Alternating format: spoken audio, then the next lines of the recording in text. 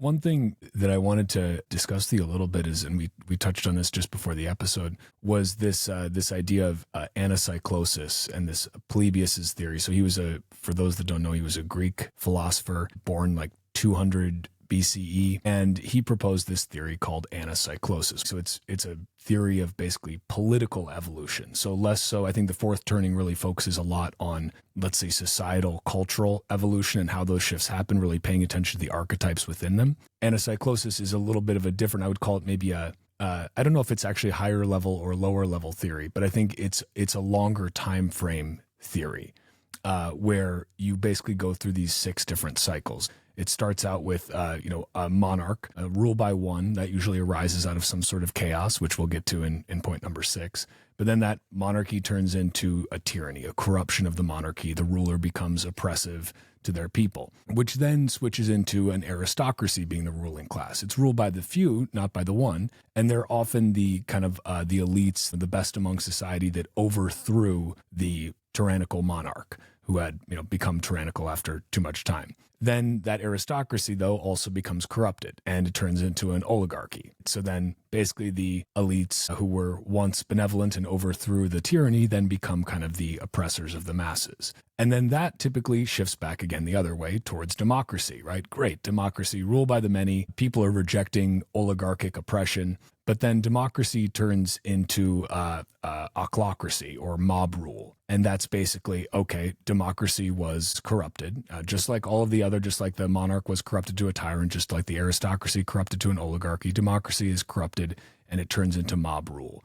And that generally leads to chaos. And then the cycle repeats itself again as another strong man, another monarch emerges to lead the people out of chaos. And as I was just kind of preparing for our chat here today, I couldn't help thinking that we're at this interesting point in history where it seems that the cycles of anacyclosis and the fourth turnings line up in a really interesting way, because that's not always the case. And I haven't gone back far enough to actually chart this out of when they line up and when they don't. But in this case, one can make the argument that I don't think we're in just the beautiful, fresh democracy anymore, right? We've had democracy for a while. Democracy has become stale. People are questioning whether or not this works, right? We've certainly descended into a sort of mob rule. Whether we're at the end game of that, I don't know, but we're clearly somewhere along that path at the same time as we're within this fourth turning. And so what's really interesting to me is this will at least be the first time in many generations where you've had these things line up. Now, granted, we don't have democracies everywhere in the world or mob rule everywhere in the world.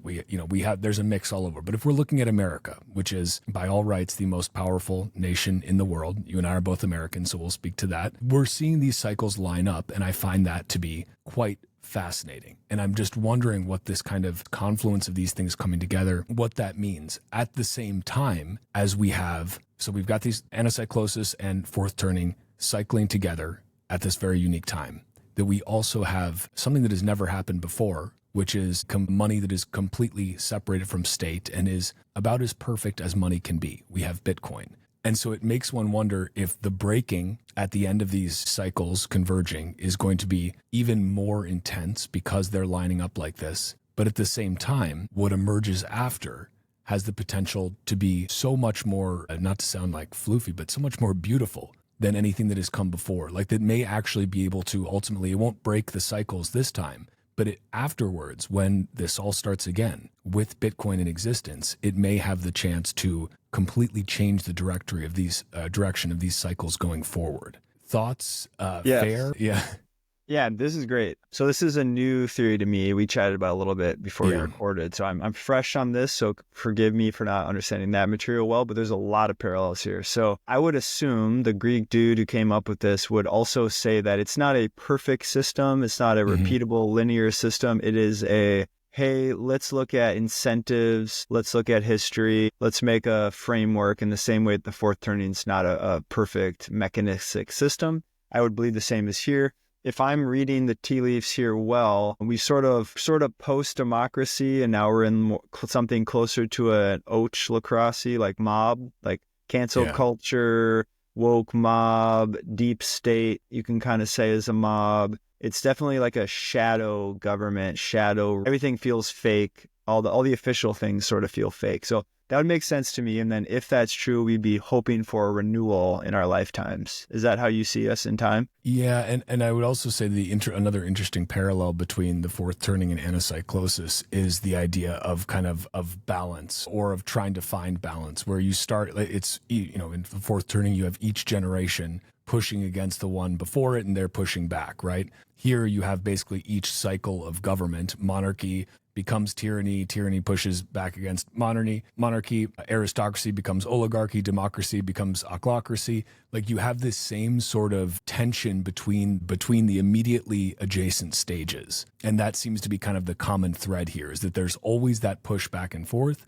And eventually that push reaches a point where something completely breaks and people say, we got to start over. We've got to do better. We've got to do this again. And they also then tend to look for people who can lead them out of that chaos, right? Which is that's another interesting point, where maybe that's a segue into Trump. I'm not sure. But, you know, you see the people looking for these kind of leaders. You see, like, I think Bukele is that kind of leader who clearly led his people out of chaos. I mean, that is what they were in. That was a incredibly dangerous country that now has the lowest homicide rate in the Western Hemisphere. That's incredible that he's done that for his people, and they are happy about it. But they didn't want a bunch of votes on how they should get down gang violence. They wanted somebody who took care of the gangs, right? People look in times of chaos, they want somebody to just fix it. And I think that's kind of where we're at right now. Your thoughts? That's right. Yeah, I think that's right. Let me run through how I see the fourth turning interacting with this, and you can kind of help me course correct a little bit. So sure. If we look throughout the fourth turning in American history, every 80, 90 years, we go through the big cycle, redo it, right?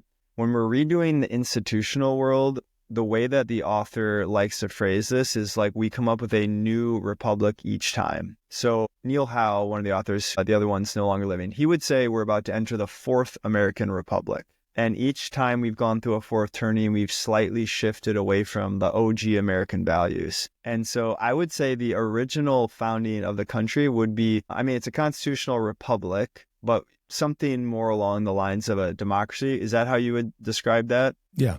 Okay. Absolutely fair. And I think then maybe what I would say is, since 1776 until now, we've been drifting away from democracy, more towards the mob rule. And every 80, 90 years, we take another giant step towards that. I think that's probably true. So some history here, Ben Franklin outside of the Continental Congress, they come out of there after they're trying to figure out the government. He was asked a question, what kind of government did you guys create? And Ben Franklin says, a republic, if we can keep it. Okay, so he's kind of insinuating about maybe he knew this cycle. I assume he did, as many founding fathers read this stuff. And so he was keenly aware of their point in cycles. Maybe this cycle, maybe a different cycle. But he also commented on how we got to keep it alive. And so each time we've gone through this, we've had to make radical changes based on the information in front of us. I think it's clear we've left OG American values quite a bit. We have a stronger federal government than ever intended. There's many, many other things like that. And so I think if we're going to go into a renewal cycle, which does pair up nicely with the first turning, does pair up nicely with Trump as the great champion, for the fourth turning observers out there who always ask me who the great champion is, I think it's Trump. If we go down this route, then I would say on an optimistic path, Bitcoin is like the gas on the fire in a way that we want it to be, meaning in the renewal cycle, returning back to OG American values. Distribution of power, property rights, smaller federal government, less interventionism abroad. Bitcoin is money, has all those same principles. And I think we're ripe for that resurgency. Trump's point of view on MAGA is something more akin to a restoration. It's not conservatism. We're not conserving the stuff we've been doing, hopefully. And so we can restore, right? Restoration kind of feels right. All these things line up. And if they all do line up, either we're pattern recognizing machines who see patterns that don't exist,